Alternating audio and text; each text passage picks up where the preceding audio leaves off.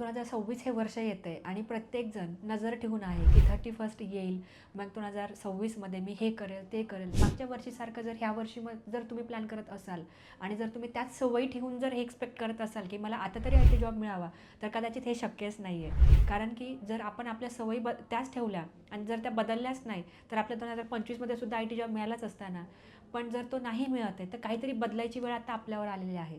तर मला असं वाटतं पहिली इन्व्हेस्टमेंट आपण स्वतःवरती केली पाहिजे, की जर मला 2026मध्ये जर पहिला IT जॉब मिळवायचा आहे, तर त्यासाठी मी तयारी करणं गरजेचं आहे.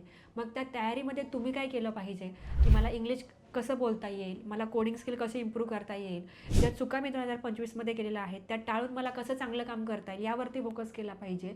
आणि पहिलं तर स्वतःमध्ये अंतर्मुख होऊन हे बघितलं पाहिजे, की बाबा माझं काय चुकलं आहे आणि ती चूक ॲक्सेप्ट केली पाहिजे. बघा, जगामध्ये आपल्या फेल्युअरचे आपण खूप सगळे कारणं शोधत असतो, की यामुळं नाही मिळालं, त्यामुळं नाही मिळालं. पण स्वतःमुळं काय नाही मिळालं, हे जे अपयश आहे याची शिकण्याची पहिली पायरी असते.